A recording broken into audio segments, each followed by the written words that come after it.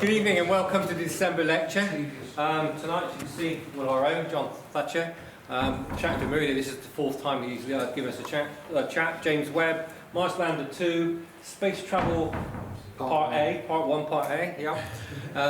30 years in the space industry, and tonight Tony's found out the difference between dark matter and a black hole, and there is a difference in there. So hand over to John. Thank you, Darren.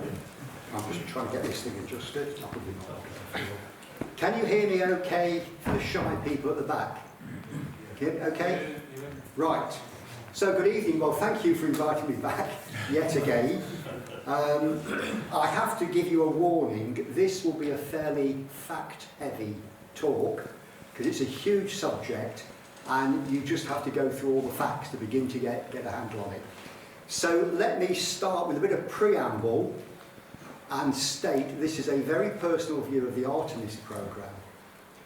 I worked in the space industry for over 30 years. I still closely follow developments.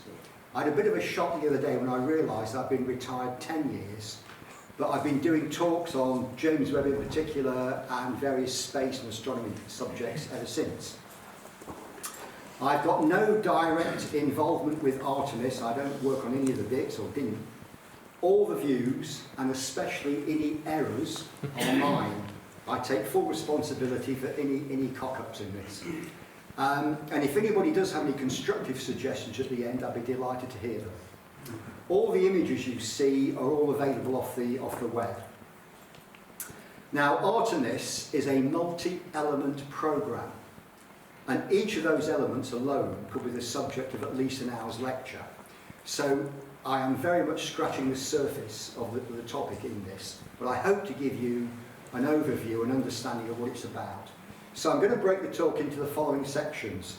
An introduction about Artemis in principle. We'll talk about the hype. We'll talk about some history, the programme status right now, and the reality, as I call it. So let's go straight on to the introduction.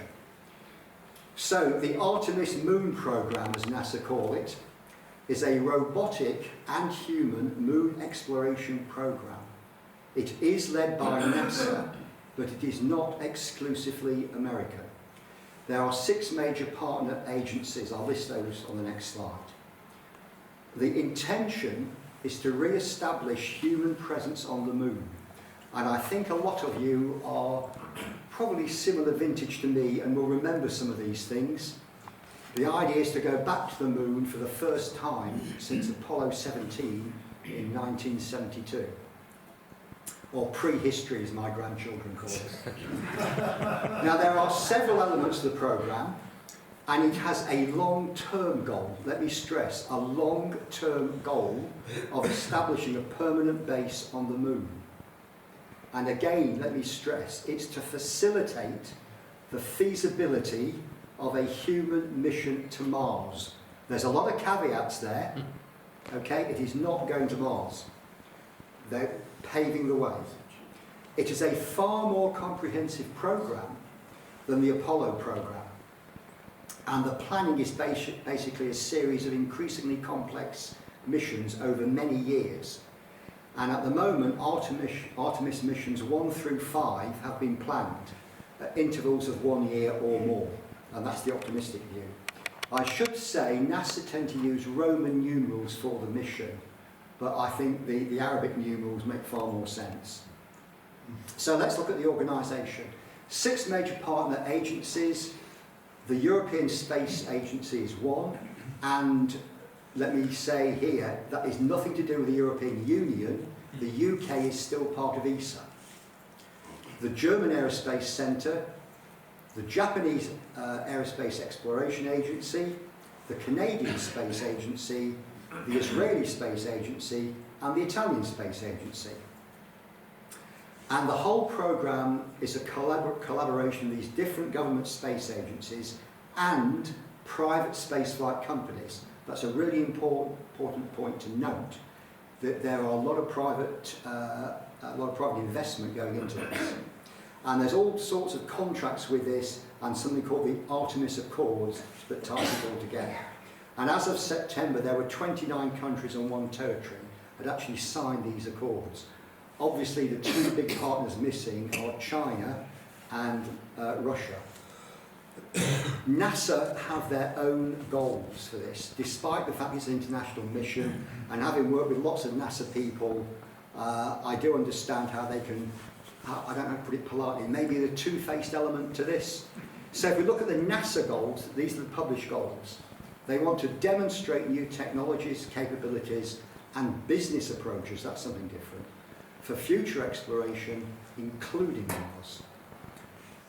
We still want to study the moon to learn more about the origin of the moon, the history of the Earth and our solar system. We're still not totally clear the origin of the moon. There are still a number of different theories we can't actually pin down. Another stated NASA goal is to establish American leadership and a strategic presence on the moon while expanding US global economic impact.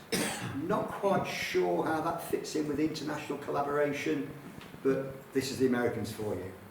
But then they say they want to broaden US commercial and international partnerships. Of great relevance, and I'm sure a lot of us want to see this happen, inspire a new generation and encourage careers in STEM, science, technology, engineering and mathematics. And I believe the new acronym is now STEAM, where the A stands for arts. And to land the first woman and the first person of colour, this is NASA speak, on the moon. It isn't clear which launchers that would happen on. So, let's do the hype. NASA have a fantastic publicity machine. They knock the spots off the European Space Agency, who are really amateurish in comparison. And they are really good at the websites and the information you can download. And if you want any of this stuff of no more, just Google nasa.gov, or just put NASA in, and you'll find all the programs. This video was made before the Artemis 1 launch the other year, but I think this will kind of set the We're going to the moon to explore, and we're going to the moon for scientific discovery. Our destiny is always to go and see what's further and what's next. The moon is a stepping stone, and the moon is a place we need to learn how to live so that we can continue to go beyond. We are focused. We're focused on all the lies before us. Only together will we bring to life this global ambition of returning to the moon. And while our work is far from finished, we've never been closer to seeing a new generation step beyond our home planet. We are building on the achievements of those who came before. The giants who conquered gravity and raised a banner in the heavens. They want us to go farther, to the moon and on to Mars, to seek a deeper understanding of our universe and bring all that we learn home. 2020 was a year of unpredictable hardships, and yet, step by step, we resolved to press forward toward this grand vision. The daily efforts of thousands of suppliers from all across this country and around the world fed into stunning milestones and laid the groundwork for history. Launch team, go. Artemis has been woven into our culture. It has fostered collaboration across the aisles and across the ponds. It has grown beyond plans and preparations to include hardware and software. And now, it has a heartbeat.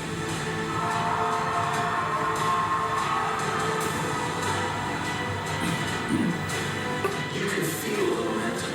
It is undeniable. We are going. And together, we will see Artemis light the way. Our mission to the moon is no longer some far-fetched dream. This is reality.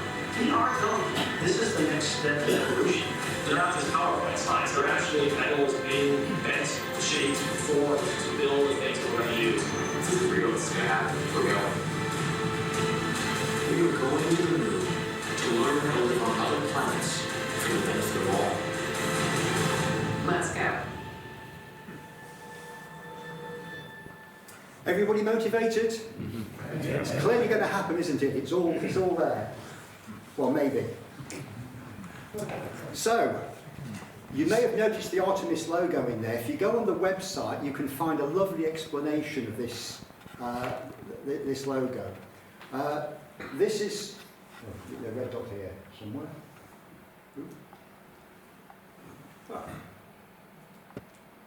Here. This is the Earth. This is the Moon. This arrow represents the fact they're going beyond the Moon. And the red trajectory shows it's different to Apollo. Quite how you interpret all that, I don't know, but they obviously paid some consultants a lot of money to come up with all that sort of stuff. So there's the logo. But let's do a bit of history first. And I want to give you some background to Artemis to help put the whole thing into context. It was formally established in 2017. Many of the parts, though, like the Orion spacecraft, were developed during the previous Constellation program and after its cancellation. The Constellation program itself. So, how many people know about the Constellation program here? Anybody heard of Constellation? One. Okay, a couple of aficionados then, but I'll talk about that. None of these other grand schemes ever came to anything. And again, it's important to remember, Artemis is just the latest of these programs. Now, it has actually produced and launched hardware, but it is a truly astronomical cost. And with my James Webb hat on, it makes the cost of James Webb look incredibly cheap when you compare it with Artemis. That's just a little personal note. So where does the name come from? We actually need to go back to Greek mythology, because Artemis is the goddess of the hunt, the wilderness, wild animals, nature, vegetation, childbirth, care of children, and chastity. Not quite sure how chastity and childbirth go together, but there must be an explanation. She was sworn never to marry. She was one of the 3 Greek virgin goddesses. And in later times, in certain places, she was identified, I'm not sure if that's Selene or Selene, the personification of the moon. And in Greek tradition, Artemis is the daughter of Zeus and Leto. She was the twin sister of Apollo, but Artemis was born first. So although Apollo was picked as the moon program, it does seem appropriate that the follow-on is Artemis, but I think it should really be the other way around. So that's where the name comes from. Now, I said there are lots of things before it, and to really summarise history in one sentence, to try and put it very simply, the Apollo moon landing program was effectively cancelled in 1972. Many more missions were planned. A lot of Saturn V rockets were built, for instance, but the US basically ran out of money and interest, and the focus on human spaceflight essentially shifted to low Earth orbit for many decades. We're talking a few hundred kilometres above the Earth. However, that did produce a number of space stations, of which the International Space Station is the latest, but there are a number of things before that, Skylab and various experimental things. The Space Transportation System, STS, otherwise known as the Space Shuttle, that was operational from 1981 to 2011. As I said, shuttle could only reach a few hundred kilometres above the Earth's surface. It was never intended as a deep space vehicle, and it simply couldn't be.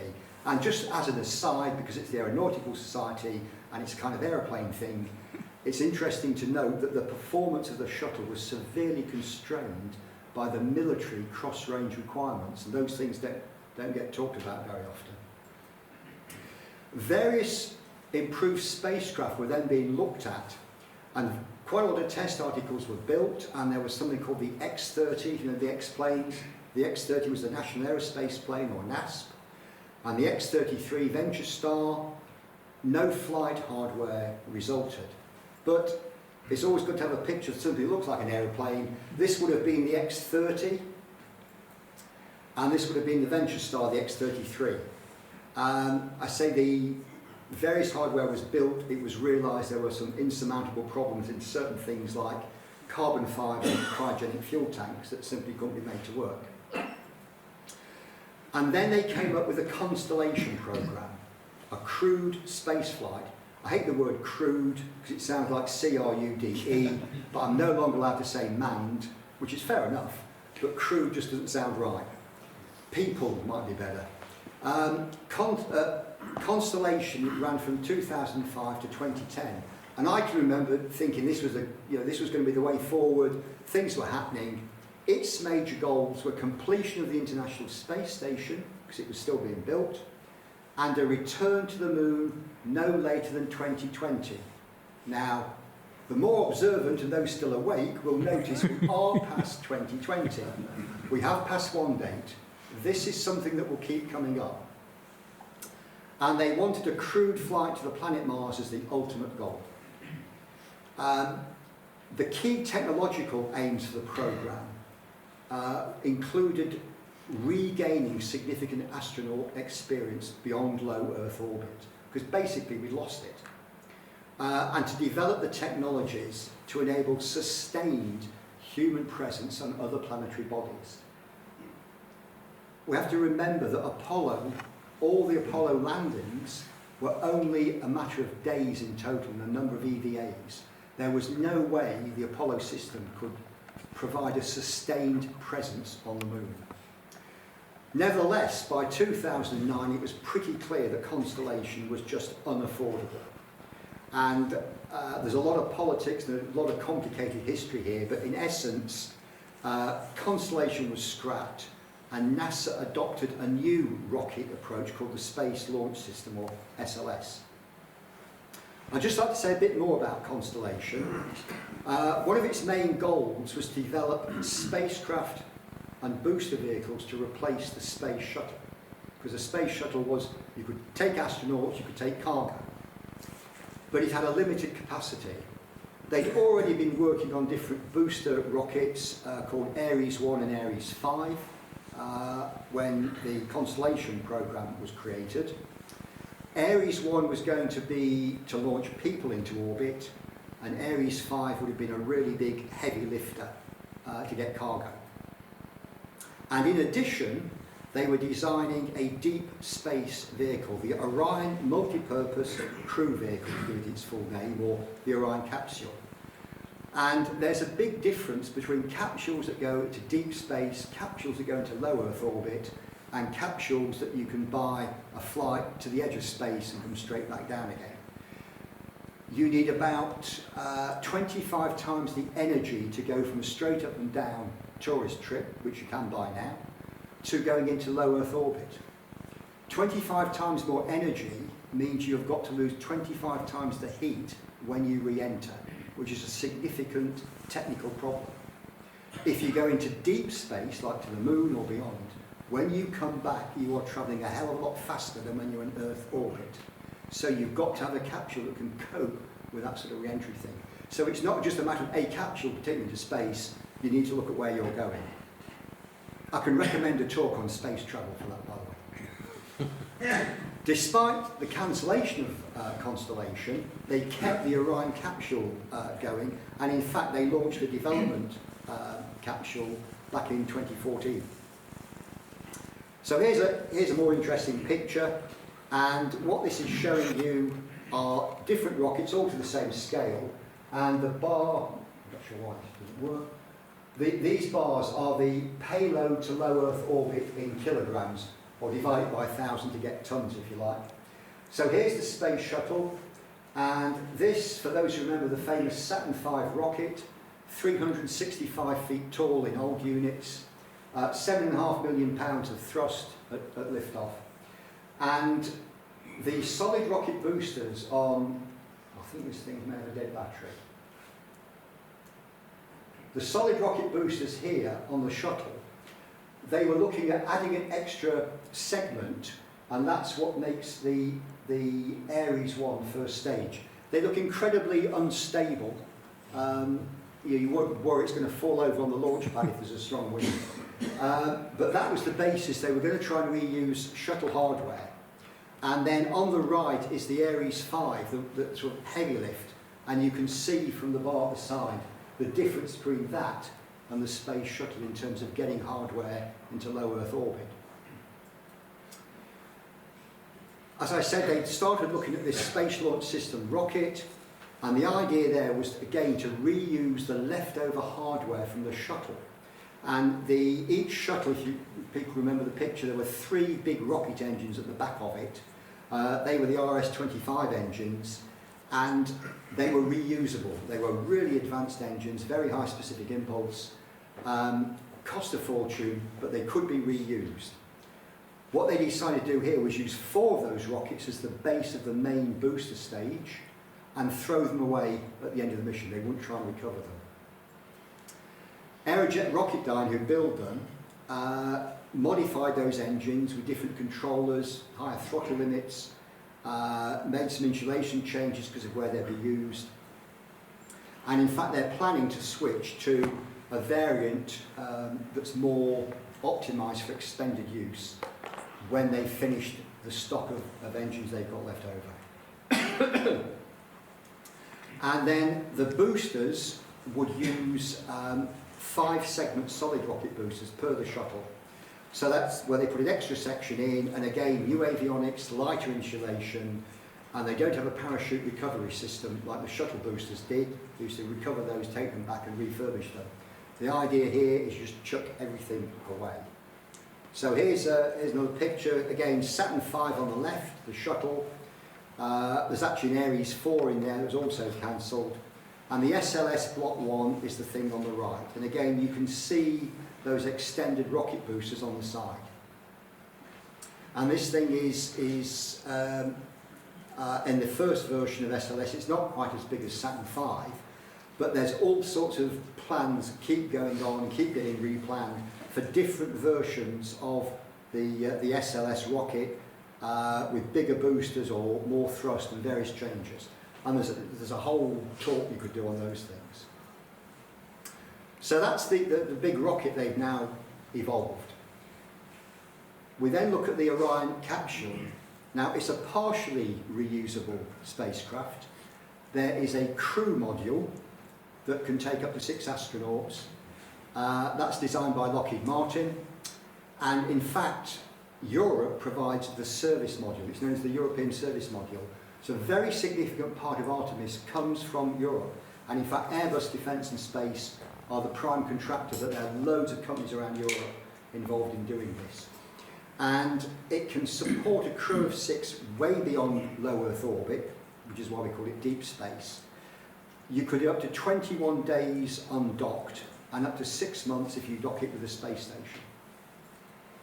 And it's got its own solar panels, unlike Apollo, an automated docking system and glass cockpit interfaces. In other words, it's in like the new generation of airliners. It's not the old stick and a few dials. The European Service Module itself is essentially development of what was known as the Automated Transfer Vehicle, and Europe built 5 of these. They're one-way cargo missions to the International Space Station. They were launched in Ariane 5, and when they'd finished at the space station, they loaded them with all the junk and the stuff, the waste material, re-entered the Earth's atmosphere, and they basically burned up, and anything left went in the Pacific. And although in theory Orion is designed to go on other rockets, it's really intended to fit on top of the Space Launch System with a tower launch escape system, a bit like the old Apollo one. And here's an artist's impression of the Orion crew module. That's the conical bit at the top, and the European Service Module at the back. And this is a photo taken from a webcam at the tip of one of the solar arrays on the first flight of Artemis 1. In fact, so far the only flight of Artemis 1. This is a real photograph in space of the actual capsule. There were no people in this, it was a test flight. And in fact, a lot of the environmental and life support equipment was missing from that flight. So let's look at where Artemis is right now. As I said, it followed on from the Constellation cancellation.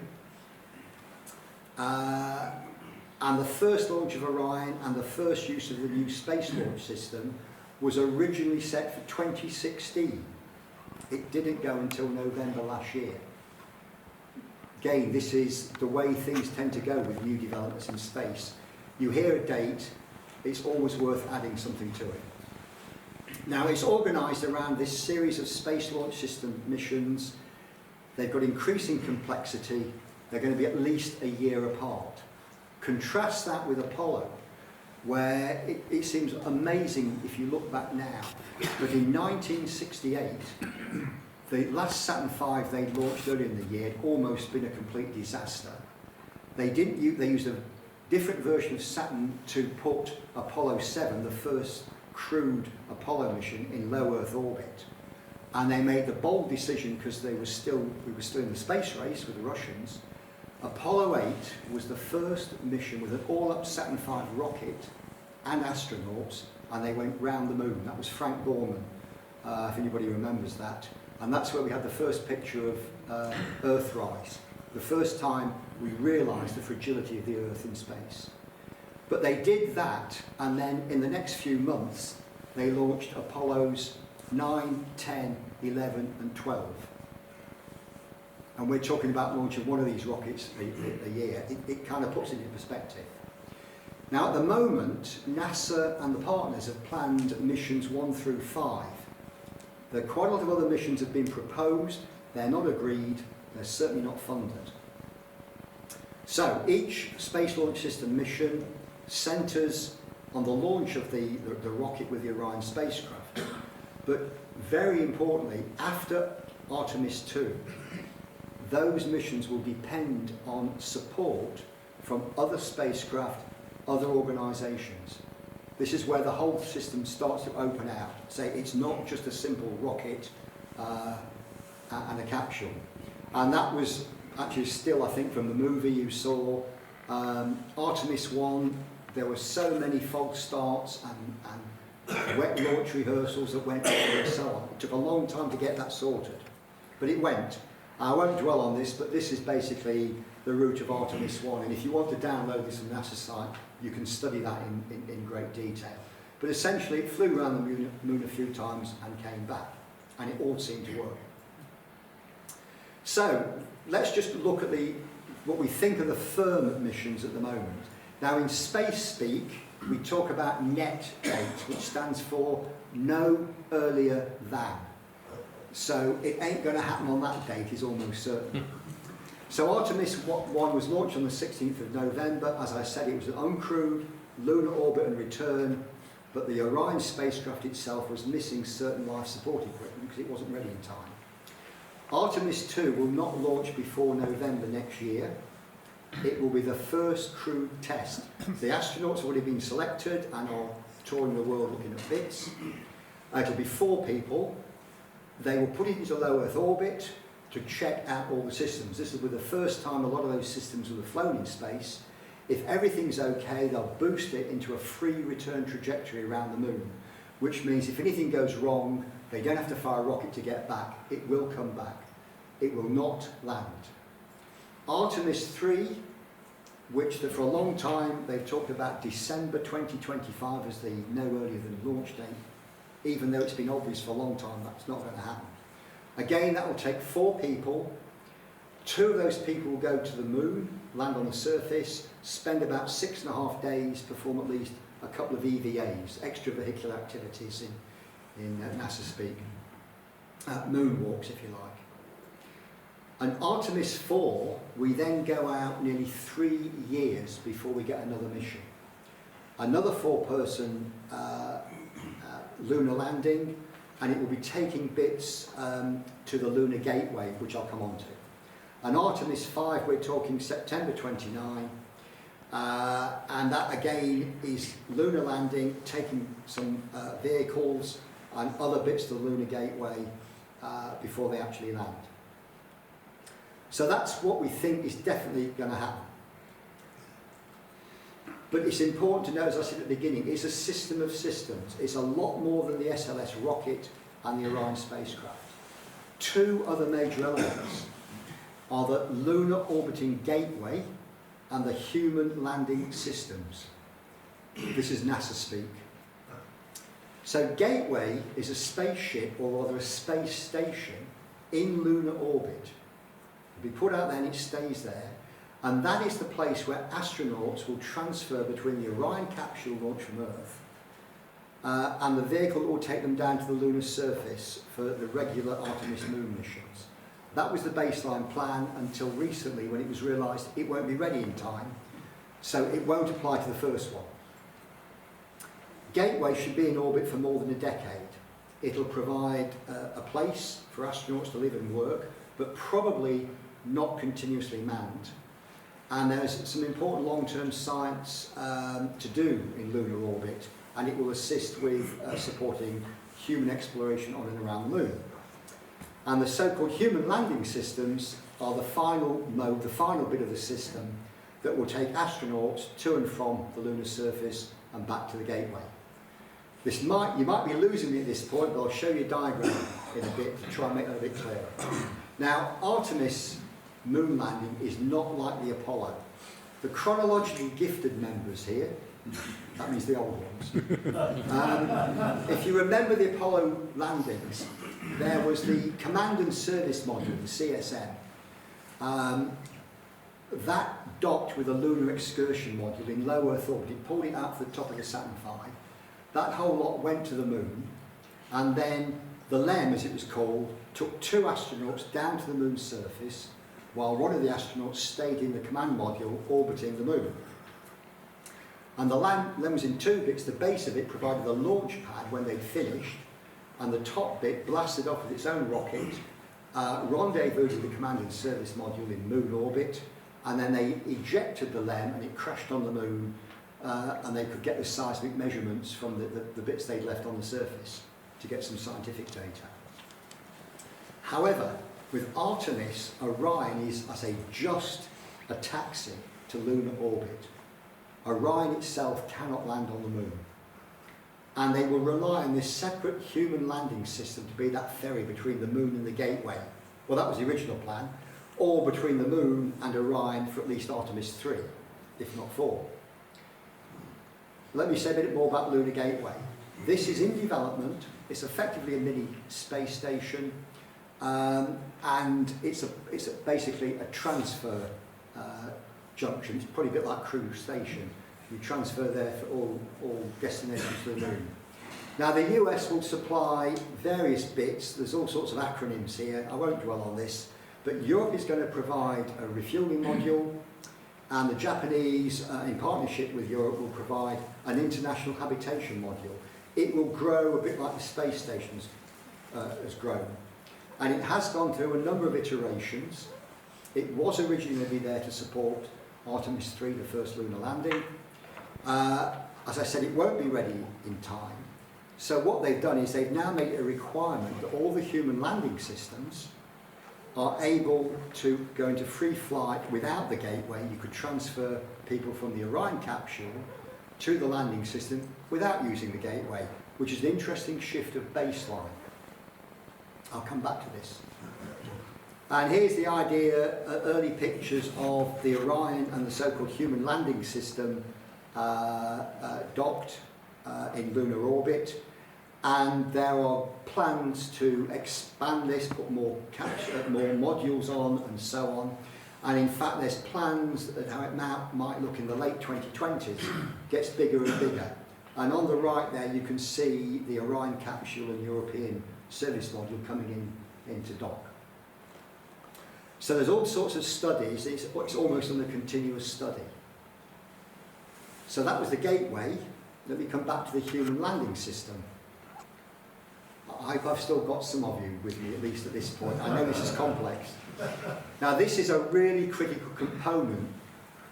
I'll say again, it takes the crew from lunar orbit, which is either the gateway or the Orion spacecraft, to the surface. It's the habitat for them while they're there, and it brings them back to lunar orbit. And NASA decided to go for commercial supply. They owned a competition in 2019, or they had a competition going before that, and various people bid, and in 2021, SpaceX, the people who do Starship, they were awarded the winning contract for Artemis 3 and 4, with a version of the Starship to act as the human landing system. And in fact, it will be an upgraded version for Artemis 4. And then in May 2023, this year, Blue Origin, this is the Jeff Bezos outfit, as compared with Elon Musk's SpaceX. You've got to be a billionaire to be into this business. They were selected as the second provider for a lunar lander, and their baseline for Artemis 5 no earlier than 2029. So let's look at Starship. As I said, it's a variant of SpaceX's Starship. Because it will never re-enter an atmosphere, it doesn't have a heat shield or flight control surfaces. Because Starship looks like a proper rocket, it's got fins on it. You know, if you were a schoolboy, when I was a schoolboy, you drew rockets, they had fins on. That's what true rockets look like. However, this is a single stage to orbit from the moon. The whole thing lands on the moon, the whole thing comes back to lunar orbit. It has to be launched into Earth orbit by the SpaceX Super Heavy booster. They'll then need multiple refuelings from more tanker spacecraft that don't yet exist to refuel the Starship human landing system in Earth orbit. And at the moment, we don't know how many refuelings that is. Bearing in mind, this is all going to happen by the end of 2025. And then Starship would take itself to the moon, and it would then go up and down between the moon and the Gateway Space Station. So, with a bit of luck, this will make things a bit clearer. This is very, very much not to scale, of course. You've got the Earth at the bottom. I think I'm going to give up this thing. Low Earth orbit. This is near rectilinear halo orbit around the moon, but just think of it lunar orbit. And then you've got the moon up at the top. So what happens is you launch a number of rockets, including the Starship landing system. They fill up the Starship with multiple refuelings in low Earth orbit. It then boosts itself to translunar injection and loiters in space. A bit later, the Space Launch System sends up the Orion capsule, and they transfer from the capsule to the human landing system, whip down to the moon, do whatever they need to do, get back in, it flies back up, puts the crew back into Orion, and that comes back to Earth. Everybody happy with that? So that's the master plan. So here's some pictures of what it might look like. There aren't any engineering drawings out at the moment we can get public access to. I should say as well that everything I'm talking about is openly available. So you can get some idea from that picture the scale of the astronauts and the size of Starship itself. And on the right is the kind of imagination for docking with the Orion capsule. So you don't need a Gateway lunar space station to do this. And this is a SpaceX image of two spacecraft refueling. I think it looks a bit like the males waiting or something, whales mating, sorry. Not quite sure it's going to work, but anyway, that's what they're going to have to do. And NASA want this demonstrated next year. And for those who don't know, this is the Super Heavy booster, the bottom section of the rocket, that's the big tube on the right, with the Starship on the top. This was only the second flight of the whole combination. The first one blew up after a few minutes, you may remember. This was launched on the 18th of November, and to quote SpaceX, it ended in a double RUD. Now, RUD is the SpaceX speak for Rapid Unscheduled Disassembly. We would call it an explosion. They're not very good at using words like that. But I'm not knocking them. If you've got the money, and if you're a billionaire you have, the best way to develop something new is it's the fail fast, fail often approach. Build it, test it, break it, fix it, do another one. And if you've got money, it's the quickest way to develop hardware. You can get analysis paralysis, and if you're timid, you don't do anything until you're sure it's going to survive, and it just takes forever, and you still end up with things breaking. But nevertheless, on the second flight, even though both bits blew up, they did at least demonstrate the separation of the two stages. The engines of the booster, the 33 rockets on that booster, they burned all the way through to separation, and the spaceship itself almost got to the correct speed before something happened and it blew up. They're still investigating this, of course. And this is the Starship that's to go as a vehicle from Earth with all the fins and so on, not the Starship to land on the moon. So just going back, the plan is for later missions after Artemis 3, the Starship would dock with a gateway, and that's where the Orion crew would transfer from their capsule into the system to take to the surface of the moon. I think I've said most of this before. The key thing, though, is NASA are very eager to see both Starship versions develop. That's the one they're still trying to fly, and the version to land on the moon. They want to see around 15 to 17 launches of Starship, including an uncrewed test flight next year to demonstrate a successful landing on the moon. They want all that done before the crewed landing during the Artemis 3 mission, which will launch not before December 2025. 15 to 17 launches for a brand new system of that size without anything going wrong, I think most people would appreciate it's a little bit optimistic. And we also have to note that there have been no large-scale automatic in-space refueling with cryogenic propellants. There's a whole new ballgame to be sorted out there. This is ambitious, if nothing else. So, quickly say something about the alternative human landing system from Blue Origin. This is a family, in fact, of lunar landers, all sorts of infrastructure to do both people and cargo to the moon. There's actually a consortium led by Blue Origin. They've got two versions under development, a robotic lander to land next year, and a Mark II to carry people and to be ready for that Artemis 5 mission no earlier than 2029. And their approach is slightly different. They're going to pair it with a space tug. Sorry, there's names everywhere here. It's the cislunar transporter. Cislunar space is the space between the Earth and the Moon in simple terms. And they're going to have all sorts of ideas and vehicles to do people and cargo.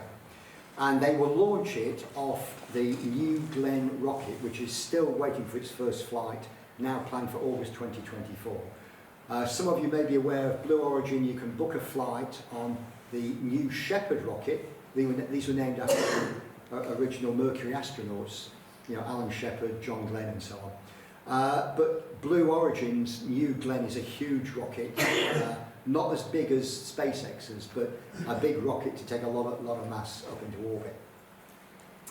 And this is their concept of their lander on the moon. And this is a fairly complex diagram, but effectively it boils down to the same thing. You've got to use launch with a New Glenn rocket, refuel the transporter, you send the crew up, you do various docking transfers, land on the moon and come back through the Orion capsule. Boils down to the same basic approach. So let me try and summarise all the Artemis elements. I've really talked at the moment about the SLS rocket, the Orion spacecraft, the lunar gateway and the two human landing systems. And I hope you're still with me on what all those bits are. But there are many more elements. There's a lot of complex interactions. There simply isn't time to go into this. But it's worth noting there is a whole set of work going on for what they call exploration ground systems to support launch and recovery, because the capsule comes back into the ocean. There's an Artemis base camp. There's a cabin, a rover, mobile homes. There's all sorts of work going on. How are we going to live on the moon? Because we're not talking of doing trips for a day or two and then come back. We are talking about trying to set up a base. A lot of work on Artemis spacesuits of several types, and in fact, I think even last year it was known that the new spacesuits would not be available until 2026, even though they were planning to launch in 2025. So NASA are very good at ignoring inconvenient facts, I have to say, but I'll give you my conclusion at the end. And then there's another raft of stuff called the Commercial Lunar Payload Services, which involves, again, private contractors, resupply missions, robotic spacecraft and instruments on the lunar surface. So all of this comes under the Artemis umbrella. And actually there's other bits I've not even mentioned here. So I hope at this point you've got some idea of the scale and complexity of Artemis, because I want to go on to what I think is the reality. Now it would be possible, especially when you've watched the hype video, to get the idea this is a fully confirmed program. We're going to have a human landing on Mars as a definite end product following the return to the moon. Nothing could be further from the truth. They are grandiose plans, but without grandiose funding. I said at the beginning, Artemis is just the latest of a long series of different programs that are all going to do wonderful things. Well, they all came to naught apart from Artemis. And even in November 2021, at that point, they'd stated the plan was to get to the moon by 2024, and those plans were cancelled. And the Artemis 3 mission was delayed until at least 2025, and it's now no earlier than December 2025 to launch. I wouldn't hold your breath, quite honestly. But plans are still in place for crewed Artemis 4 through Artemis 9 missions. They're going to try and launch those yearly from 2028, and they want to do all sorts of things, including nuclear power on the lunar surface and various plans, but most of these are still being talked about. And one out of interest is Artemis 7. They'll be taking the foundation habitat and the mobile habitat in 2031. So the plans are still there, don't get me wrong. The problem is the money. And as ever, it is all about the money. Now, it is really difficult to know exactly what is budgeted. Anybody that's followed the American funding process will know what a nightmare it is to understand how the government works. We think at least the first 3 missions are fully funded. It may be 5, but it's very difficult to get those figures. It's even more complicated if you try and find out what financial commitment has been given to the commercial partners, like the people making the landing systems.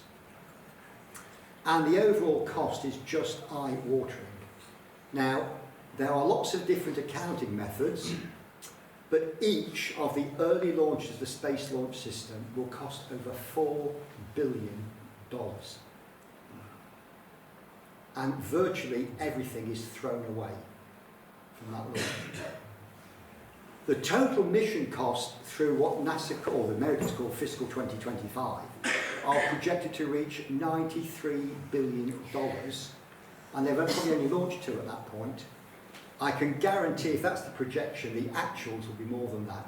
You are already 10 times the lifetime cost of the James Webb Space Telescope, and you've barely begun. As I said, even worse, pretty well everything is thrown away. You can refurbish the crew module, and that's it. Now, it's just not clear how long the approach can be tolerated by the US taxpayer, because this is a monumental waste of money, and ecologically it makes no sense. But the taxpayer may not have the final say. So how do you get the money? Now, the Americans have this expression, pork barrel politics, because the old pork barrel, the salted pork, if every state had a piece of the pork in the barrel, everybody's happy. And in this case, the US taxpayer provides the pork, and the US government decides where you spend the pork. So if every state has a share of the work, there are 2 senators for every state and different number of congressmen depending on the population. It's ever so easy to vote through spending plans when every state has got people being employed in it. And they very carefully shared the work out amongst all the states, which is why the cynical alternative name for the Space Launch System is the Senate Launch System, because the Senate are really keen on this because it's jobs in states. There is one opinion, this is a huge diversion of public funding into the big aerospace companies. They run top-heavy, complicated supply chains, tier upon tier upon tier, contractor, subcontractor. Everyone has to have contract people, everybody has to have a profit margin, everybody wants to, make sure they're doing all right in this. There is no incentive to be quick or efficient. And comparison with Elon Musk's SpaceX are inevitable. A flat organisation that basically has got a can-do approach and wants to get on with it quick. Just to give you some idea, this is a map of the US. The blue circles are, I think, the SLS rocket, and the orangey ones are for the Orion capsule. And NASA are very clever, and that's exactly what they did with James Webb. They put as much work amongst all the states as possible so you get the votes in Congress. So let's look at some of the issues. The Lunar Gateway is coming for a lot of criticism. I've already shown you how the plans have changed, and now the first use of the human landing system doesn't need the gateway. There's a massive issue with cryogenic fuel management. I'm talking about liquid hydrogen or liquid oxygen or liquid methane. How you handle those in zero G, it is not a trivial matter. These things are untested but absolutely needed for the landing systems to work. Those who remember Buzz Aldrin, he's always good for putting a bit of friction into the system. He thinks the NASA goals are currently, the priorities are all wrong. He's all for Mars direct approach, but he'd be happy to go to Mars and die there. Other suggestions have been made that you could phase out the Space Launch System and the Orion capsule and use the SpaceX launch vehicles and the SpaceX Dragon 2 capsule, which could be modified to be a deep space capsule. Or there's other people building rockets. But while all that would speed things up and drastically reduce the overall cost, it would of course put all the work into private enterprise and reduce the work across all those states. And of course turkeys do not vote for Christmas. So there's a bit of an impasse here. America is spending vast amounts of money on this gigantic throwaway rocket system, but it's got enormous backing because of the jobs and the money, but it makes no sense from an overall perspective. So where are we now? I think it's a fair comment that the plans are not entirely solid. They do remain in a state of flux in many areas, and for all I know, NASA put an announcement out now saying a few things have changed. The launch date for Artemis 3, the so-called return to the moon mission, is by no means guaranteed. And in fact, in August this year, NASA declared it wasn't ruling out a slide into 2026. You've got to remember, before they launch that mission, SpaceX have got to have tested and declared operational the human landing system version of Starship, and that's 15 to 17 flights. Other issues are making sure that the SpaceX will dock with the Orion capsule. These sorts of things, you do not want to discover a gotcha when you're trying to dock for the first time around the moon. And also integrating the new spacesuits with the human landing system that NASA is developing. And as I said, they've got to do these multiple flight tests with in-space propellant transfer capability. And they've got to go down to the lunar South Pole and return before Artemis 3 can launch. So, you'll be pleased to know this is coming to an end. Here are my conclusions. My personal opinion, I'm not going to claim to be right. I think it's totally unrealistic to expect that Artemis 3 will launch in 2025. It could well be there is an Artemis 3 mission, it does not land on the moon. If there's some issues found on Artemis 2, you'd almost certainly want to sort those out before you try and get people onto the moon and risk stranding them. There probably will be another moon landing with humans aboard. My bet it will be a lot later in the decade. And the continuation of the Lunar Gateway is by no means guaranteed. It's almost, you could almost see it being written out now. But on the other hand, it offers some really interesting science capability. You're out of the Earth's magnetic field. That will make it scientifically really interesting. And you could do quite a lot with a space station in lunar orbit. But it may not survive. I would say completely forget the idea of landing humans on Mars for a considerable time. I strongly suspect I'll be pushing up daisies before that happens. Whether any of this happens depends to a great extent on how long the US is prepared to keep going with the expendable SLS rocket and their enormous waste. It doesn't get a lot of publicity, but a number of people I think are saying now, look, this is absolutely mad, this approach. I would not rule out SpaceX or Blue Origin, or both of them, replacing the Space Launch System rocket. I wouldn't rule out SpaceX declaring, we've had enough of this bureaucracy, we're going to put our own people on the moon. It'd be a really interesting thing to see how the US government would handle that, whether they get a launch license, but who knows? SpaceX have turned the world upside down once, they could do it again. And one factor that could change everything, though, is if Chinese astronauts reach, or just look like they're going to reach the lunar South Pole first. People are worried about the Chinese maybe laying claims to the minerals and regions of water ice on the South Pole. Now, nobody's really sure about the legal side of this, and you could do several talks on this alone. But if it looked like the Chinese suddenly were getting there, I suspect what might happen in America could rapidly change.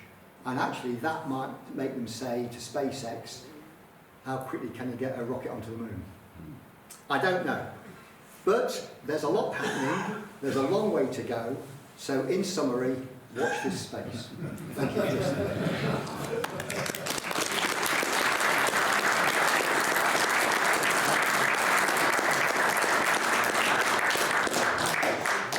And if anybody's got any questions, I'll go at answering those. No, right, you want to go, sorry. The lander, presumably that's going to be reusable? Or?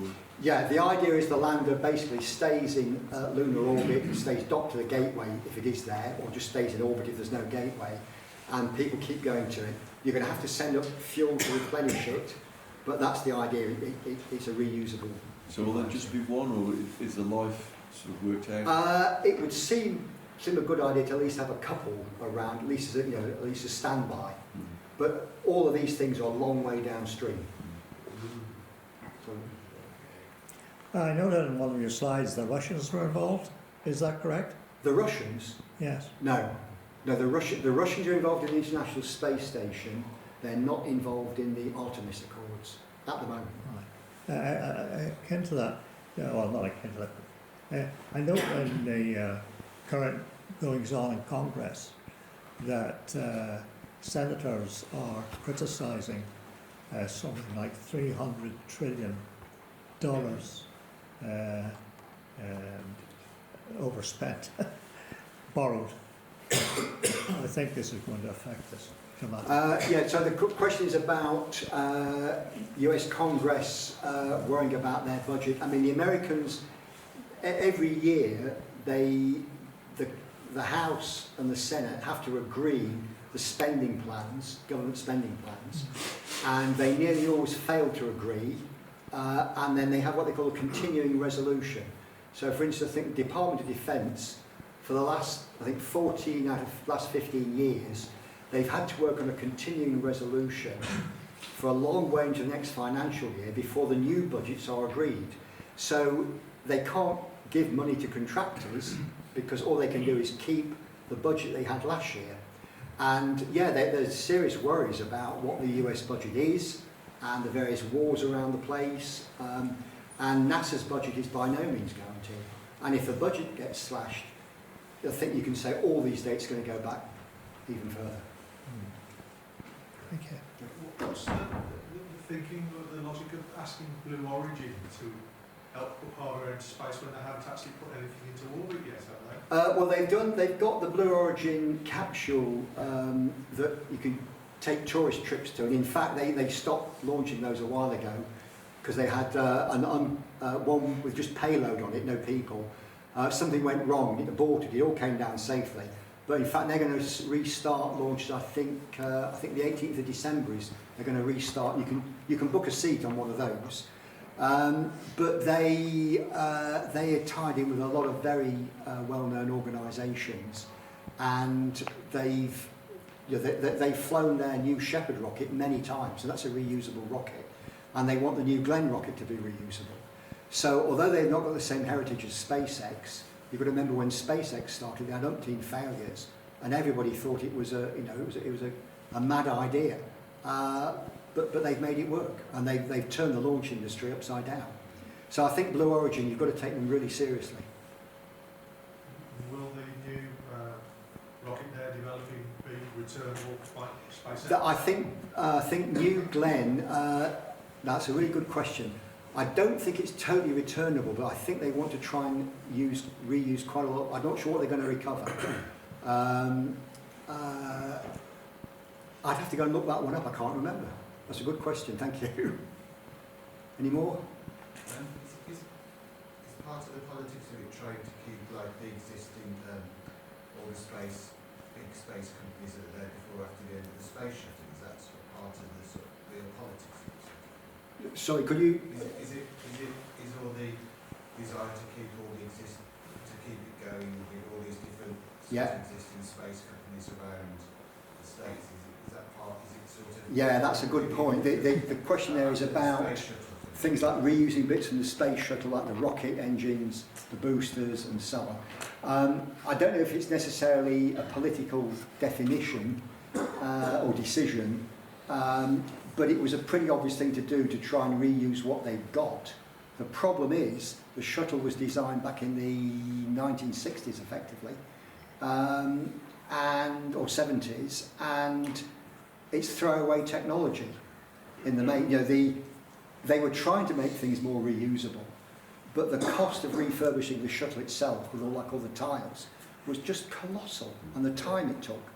I mean, the intention when they started the shuttle, I think, was 100 flights per shuttle per year, and they got nowhere near that. And even the SRBs, that they could recover those and reload them, there was a lot of refurbishment work was needed. The main thing there was the rocket engines that were designed to be reflown, but they were incredibly expensive and difficult things to work on. Did I not answer that? I was asking about the desire to carry on is to try and keep all the existing space companies going. In terms of the companies, yeah, I don't know. America, you have divided opinions in Congress. There are some people who hate Boeing, for example, because of all the cock-ups they've made with various things. There's other people who are very much, they want to support their local companies and so on. But I don't think there's a master plan that says we must keep these companies in business. But the reality is, to do things as complex as this, you need really big organisations with a lot of experience. On the other hand, SpaceX built SpaceX from basically nothing. And I can remember going, in fact, to an Aeronautical Society lecture in London a long time ago, and hearing Elon Musk doing a talk about SpaceX, and I think he'd launched a couple of Falcons at that point, Falcon 1s. There'd been disasters. I was very sceptical, and I listened to him talk and explain the organisation. We were able to talk to him afterwards. And actually what he said made enormous sense. He wanted a flat organisation, he wanted to give people responsibility, and he wanted to get away from complex supply chains. And he's gone and done it. You've got to hand it to him. Being a billionaire helps, definitely. John, yeah. How do the Chinese stand with all this? Are they doing a parallel program too? It's difficult to understand the Chinese plans in detail, but I think they are, they put rovers on the moon. They've got a rover on the dark side of the moon. They have got plans, but they're not always totally transparent. But there's a Chinese space station being built. There's taikonauts up there. I don't think they're there continuously, but they are definitely looking at going to the moon. I say, and I think if it looks like they suddenly announce they've got concrete plans, that could really galvanise everything. I don't think there's any chance of the Russians getting there. They're in such a state of disarray. But India wants to look at landing people on the moon as well. Europe simply can't afford it. I've gone on too long. Sorry. Yeah. Can you a lot of this relies on auto landing techniques or landing techniques. Can you mention something about how they do that? They are being very secretive about the actual landing techniques, but bear in mind SpaceX land their Falcon 9 rockets, and they've re-landed hundreds of them now. Well over 100 anyway. You know, the systems to come down are fairly well established. The problem is they're landing them on pads, you know, known pads that are flat with no boulders or dodgy bits. How they're going to do it on the moon isn't totally clear. And I think the idea that we're going to get a demonstration of a live landing and recovery next year is pie in the sky. You know, we haven't even had one Starship go all the way around the Earth yet. So I just don't see it happening. I mean, Elon Musk is very good at putting dates out and missing them by a long way. But he gets there. Thank you. More? Oh, sorry, yeah. Yeah, just a simple question. Notwithstanding all these complexities of establishing the manned or unmanned base on the moon, was the 1969 landing, was that incredibly lucky? Did it succeed? Because it kind of, we're trying to do something like that, and yet we can't do it. Yeah, that was a long time ago. Yes, question about the way the Apollo program landed and whether we could, you know, why can't we redo it? Is that the question, effectively? Yeah. Yeah. I mean, one big difference is risk, the attitude to risk. Now, the Apollo 8 astronauts who went around the moon, the first all-up launch of a Saturn V, when the last Saturn V launch basically was a disaster from several points. The rocket survived, but they had so many things going wrong. Everybody was terrified. But the astronauts were prepared to take the risk. The government was prepared to let them go. They won't do that these days. They committed a huge amount of money on Apollo. We don't have those budgets. That made a big difference to the speed they could move at. But it's a very risk-averse situation almost everywhere these days.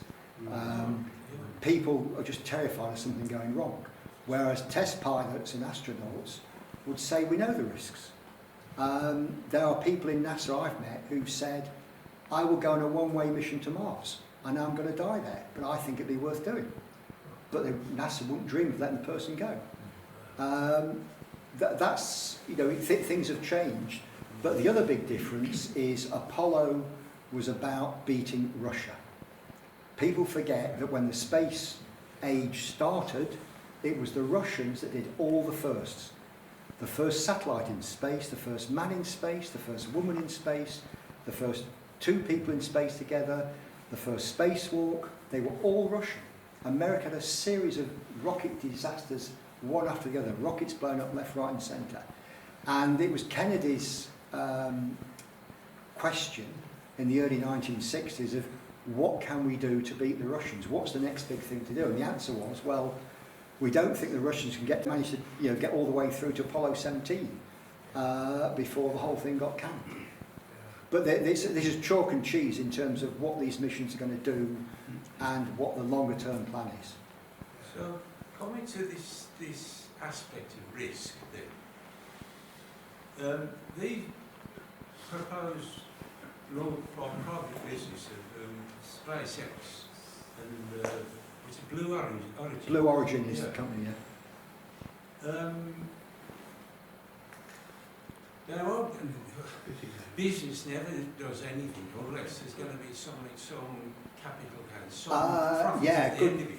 A good question. If I just kind of try and just summarise that for the people who can't hear it, it's about why is business doing something if it can't make money? And in fact, on the human landing systems, the companies are putting quite a bit of their own money into this. It's not just NASA funding. And they're doing it because they think long term there are commercial opportunities on the moon, whether it be mining or just resource utilisation or just selling space on the moon, doing things there They are doing it because they think they'll get money back in the long term. But it needs federal government money to basically get the thing started. But they are putting money in. You know, they are committing a lot of money on these private companies. But if NASA were to pull the plug on the other bits, I don't think they'd go into life. Well, I say that, I suspect the only person that could is SpaceX. I still wouldn't be surprised if Elon Musk didn't just suddenly say, I'm going to put people on the moon. How we get a launch licence through the government, I don't know, but it will be very interesting to watch. I'll probably wrap it for 2 minutes. Sorry, Sir, when you were so interesting, when you said about the Russians in space, first. Tremendously reminds me of Concorde. Yeah. Russia, first. Ended in disaster. And we, Great Britain and France, followed through. Yeah. And we did the job correctly, shall we say. But it just intrigued me when you mentioned the Russians. Yeah. Same as Concorde. Well, the Russian Concorde, which went into disaster. Yeah. I think they were racing to beat Concorde, weren't they? I think. They were. And there were stories of I remember reading at the time that they knew they got Russian spies trying to steal Concorde secrets, and they fed them disinformation, and people speculating that the reason that the Tu-144 crash was they'd been given duff info from. I don't know if that's true or not at all. But yes. But quite similar. So yes. And in fact, while we're on that, from an aircraft point of view, it's interesting to note that, you know, Europe did the only viable commercial supersonic transport in terms of technically viable. The first operational VSTOL aircraft was European or British. The most produced airliner in the world is going to be the A320 family, and the most produced wide body at the moment is still the A330. And we just don't blow our trumpet in Europe. So there you go, I finished on an aeronautical note. Yeah, good man. Europe's the best. Europe's the best. John, I'd just like to say thank you very much. When we spoke about you coming tonight, I resisted temptation to go on the internet to search a little bit about all this, knowing that we get a great overview, and that's certainly what you're giving us, and your love and your passion for this, and it's bloody complex. And I think really this room, you know, what if and when it fails is almost inevitable. We will say John told us that was going to happen, and but I'm just put my memory back a little bit actually to when you gave us a talk about the James Webb, because your project was on time, on budget, and on date, wasn't it? And really, you were very close. You know, remember you saying certainly not all the years late. Well, no, we delivered. I mean, everything was late, but we delivered a year before NASA did anything with it. Yeah, and what it really needs, John, is you to come out of retirement and get your ass out and kick some American butts and get this program on thing. But no, thank you very, very much. It was most interesting, and I should be following it on the NASA channel now. Don't get me wrong, I hope it works. Well, I think we all do. I think it's going to take a long time. Yeah.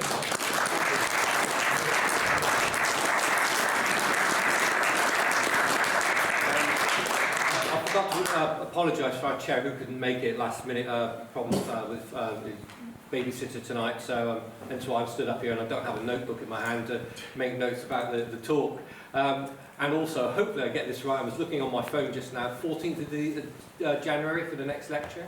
18th, which is the Flying Dakota DC-3 by Captain Kath Burnham. I'm looking for it. Yeah, I have got the right, thank you. So yeah, 18th of Jan here, same time. Hope to see you all there. Thank you, and happy Christmas and happy New Year. Thank you.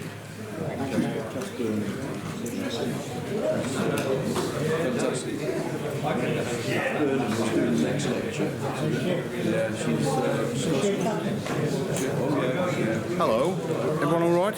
Yep. Tony, is it inconvenient to give you my money? It's never inconvenient. Well, because he's the first one on how much are you going up to? Oh, no, it's always. Has it still got just the 2 digits in, or have we gone on to 3? I don't know, just the 2. I need to catch Phil. Where's Phil?